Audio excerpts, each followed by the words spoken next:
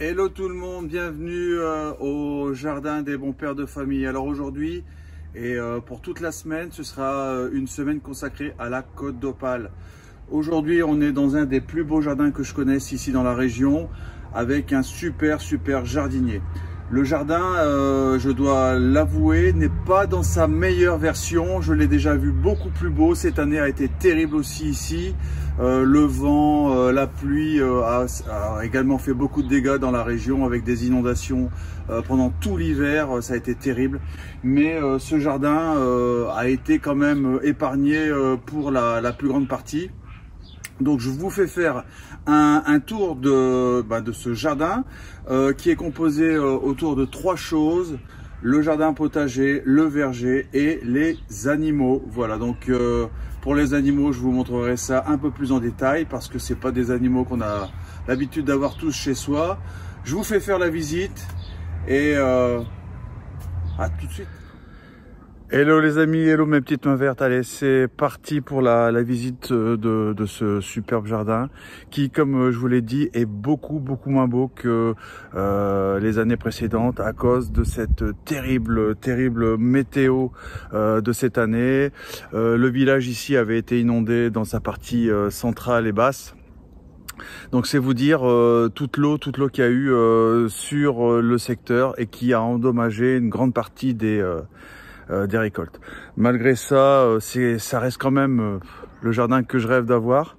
Je tends vers ce résultat, mais bon, je suis encore très loin de pouvoir faire la même chose. Alors je vais vous présenter vite fait un petit peu ce jardin. Je fais attention de ne pas casser les choses ou de me casser la figure. Et puis je vous montre ça tout de suite. Il est 7 h du matin à la fraîche. Il fait un petit peu frisqué, mais bon, c'est quand même bien sympa pour un petit tour de jardin. Allez, c'est parti. Allez, une fois n'est pas coutume, on va commencer par la fin. Alors cette année, les tomates, c'est une catastrophe. Je peux vous promettre que ce jardin, je ne l'ai jamais vu dans un état aussi peu avancé. Habituellement au mois d'août, on a déjà des récoltes abondantes et des résultats magnifiques, mais là je peux vous certifier que c'est beaucoup plus lent que d'habitude. Alors ici, les potirons se sont déchaînés mais n'ont pas encore réellement fait de fruits. Bon, habituellement on a déjà des fruits en formation. Ici on a une série de choux de Bruxelles magnifiques. Alors pourquoi ils sont magnifiques? Eh ben, parce qu'ils ont à manger. Et pourquoi ils ont eu à manger? Parce que ici, sur les 300 mètres carrés, cet hiver ont été étalés des tonnes et des tonnes de fumier. Voilà, donc du fumier déposé un peu partout pour nourrir les superbes poireaux, les choux. Alors ici, on aime le poireau, hein. En 1 heure de motoculteur, tout a été ensuite intégré et puis ça donne des résultats magnifiques comme ça. Alors ici, on a des carottes. Regardez déjà l'avancée des carottes. Regardez-moi ça. Alors ici, on aime la tilk, hein, la carotte de tilk. Donc là, on a de quoi faire quelques bouillons. Les betteraves rouges sont avancées. Bon, je suis à peu près à la même, mais bon, c'est magnifique. Voilà. Repiquage de 2-3 salades frisées. Alors ici, c'était les pommes de terre. Mon ami m'a dit que les pommes de terre ont été magnifiques cette année. Et puis, ben voilà, on laisse pas la terre se reposer. Alors je sais pas ce que c'est encore, mais betterave certainement. Et puis ici, des carottes, c'est certain. Voilà. Repiquage de salade frisée. Des pains de sucre. Alors là, pareil, hein. Il y en a pour des journées de dégustation. Voilà. Voilà.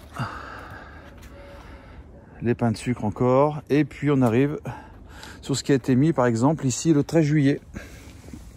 Les carottes, les betteraves, les haricots verts. encore pas mal de pain de sucre. Mais je pense à démarier et à repiquer. Des choux. Alors ça, je sais pas ce que c'est. Des navets. Je savais pas trop ce que c'était comme variété, mais bon. C'est du navet. Et puis des haricots verts. Alors, ici dans les serres, c'est la catastrophe. C'est même pas la peine d'aller voir. Cette année, les carottes, ça a été complètement loupé. Alors, je ne voulais pas dire les carottes, mais bien sûr, les tomates. Alors, les tomates, normalement, ici, on en mange déjà depuis un bout de temps, mais là, c'est seulement depuis maintenant. Donc, depuis quelques jours que les tomates commencent à rougir. On est fin août. Ça, ici, c'est du jamais vu quasiment. Hein. Voilà, les courgettes. En veux-tu, en voilà. Donc, on a aussi pas mal de rhubarbe. Gâteau, vin de rhubarbe. Voilà, à la fraîche. Pas un peu de vent, ça c'est cool. Allez, je vous montre un peu les arbres fruitiers maintenant. Alors, en bordure, vous avez des arbres fruitiers un peu partout. Alors là, ce prunier, je l'ai connu beaucoup plus fringant. Et puis vous avez des mini pommiers, donc ils sont maintenus petits. Hein. Alors, les récoltes ont l'air sympas, mais franchement, c'est une catastrophe. Voilà, donc je connais pas encore les variétés. Je sais que tout a été quasiment acheté sur une pépinière à Vim. Voilà, donc là, on a pas mal de pommiers. L'année dernière, les pommes étaient énormes, beaucoup plus abondantes. Voilà, donc là, on a toute une série de jeunes, non pas de jeunes, là ils commencent à avoir une bonne dizaine d'années quand même, des jeunes fruitiers qui donnent quand même des belles choses. Voilà, donc beaucoup de pommes, un peu de poire. Voilà, et puis ici, une ruche, mais ça j'en parlerai tout à l'heure, c'était la version, on va dire, le pilier animaux dont je vous parlais. Là on a des superbes poires, regardez. Les fruits sont pas malades, mais comparé aux années précédentes, c'est une cata. Beaucoup de dégâts. Hein. Là-bas, on a un parc de fraises. Je vous montrerai après. Et puis la technique de mon ami Jean-Marc, c'est de mettre des jeunes plants de fruitiers là-bas pour s'endurcir une année ou deux avant de les déterrer et puis de les mettre ailleurs dans le jardin. Voilà, donc la sphère verger, elle est ici. On a beaucoup de pommes, du fruit de région. Hein. Ici, c'est pommes, poires, noyer, hein. Avec un noyer ici, un noyer là. On a de quoi faire pas mal de choses. Donc à l'opposé du jardin potager, ici, on a des jeunes arbres qui ont vocation à remplacer cet arbre qui a quasiment 80 ans. On pensait qu'il allait mourir et puis en fait, pas du tout, que nini. Donc, quand même voué à être remplacé par ces jeunes fruitiers. Voilà, en bordure de route, kiwi. Regardez, des fruitiers minuscules mais avec des pommes gigantesques. Et je vous raconte pas le goût. Hein. Voilà. Donc là, un peu de tout, encore un pommier. Et ici, un figuier issu de bouture qui pousse à une vitesse phénoménale. Voilà les amis. Allez, on retourne vers les ruches. Comme je vous disais, une nouvelle compétence que mon ami est en train d'apprendre et acquérir, c'est l'apiculture. Mais on peut dire quand même avec un certain succès puisque les ruches sont déjà colonisées. Là, elle se réveille. Elles sont parties travailler. On va pas les embêter. Et puis ici, d'autres ruches. Alors vous voyez, hein, c'est pas des ruches de commerce. Ce sont des ruches qui ont été faites en partie. On va pas aller les embêter. Oula. Atterrissage difficile. Voilà, donc on fera un tour de ces ruches avec le propriétaire un peu plus tard. Mais vous voyez, ce jardin est basé sur plusieurs piliers. Le pilier nourricier potager, les pommes, les vergers et les abeilles. Alors évidemment, on est à la campagne, le clocher du village, magnifique, j'adore. Et on peut entendre au loin des poules, des coqs, etc., etc. Donc il y a toujours aussi moyen de se fournir en viande auprès et en œuf, hein, auprès de la population tout autour. Voilà. Donc vous voyez la différence entre chez moi, un jardin de ville pollué par divers déchets, entouré d'une autoroute, d'une route, etc. Et puis un beau potager chouchouté, travaillé depuis des années et des années. Ça fait rêver. Je ne suis pas jaloux, bien au contraire, je suis très très inspiré.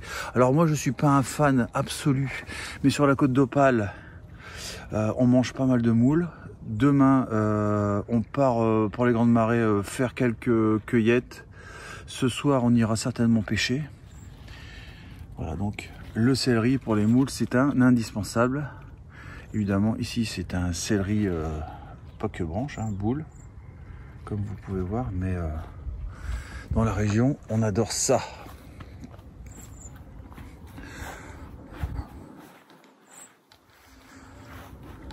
Donc quasiment pas un espace est laissé au repos. Ici, les laitues sont magnifiques. Et puis, je serais pas étonné de voir une succession arriver bientôt au niveau des courgettes. Le connaissant, le copain, il a dû se faire quelques plants de courgettes pour prendre le relais. Ah là là, qu'est-ce que c'est inspirant. Ah moi c'est mon kiff. C'est vraiment ça que j'adore. Ah bah tiens. Des aubergines, j'avais pas fait gaffe. Bon ici pareil, hein, le persil c'est une religion. On peut pas faire sans. Et je vous montre maintenant le parc de fraises. Avec des fraisiers remontants. Et puis ici, on a mis, je ne sais pas comment on peut dire, mais à forcer des jeunes pommiers qui seront arrachés certainement, bon là c'est un noyer, qui seront arrachés certainement à l'automne ou début d'hiver pour être mis à leur place définitive. Voilà, ça c'est une des techniques que mon ami emploie. Voilà. Allez, là c'est les poires. Bon. Allez, je vous montre le kiwi. Et un petit kiwi, rien que ça. Voilà mes petites mains vertes. C'est le moment de se quitter. Je vous ai fait faire un rapide tour de jardin que j'adore, que j'aimerais vraiment imiter. On fera une vidéo un peu plus complète avec le propriétaire et il vous expliquera certainement un peu mieux ses techniques, ses objectifs, comment il voit les choses. Je suis vraiment très loin de lui arriver à la cheville, donc ce sont d'excellents conseils. Ici on est à quelques kilomètres eh bien, du bord de la mer. Pas mal de vent. C'est un jardin qui est quand même soumis aux intempéries assez durement et pourtant regardez, il est super productif. Voilà. Je vous laisse, je vous embrasse, j'espère que cette petite vidéo vous a inspiré. Toute la semaine, je vais essayer de faire des vidéos sur ma remise en forme au niveau de la course à pied, parce qu'on va se remettre évidemment à l'entraînement pour faire un semi-marathon, le semi-marathon de Marchiennes certainement. Si vous êtes coureur, n'hésitez pas à me le faire savoir, et évidemment si vous habitez dans les Hauts-de-France, d'autant plus. Et puis certainement une journée pêche, une journée ramassage, enfin pêche à la moule, Voilà, pas mal de choses à faire et à vous montrer. Portez-vous bien, à très vite, peut-être à demain. Ciao ciao.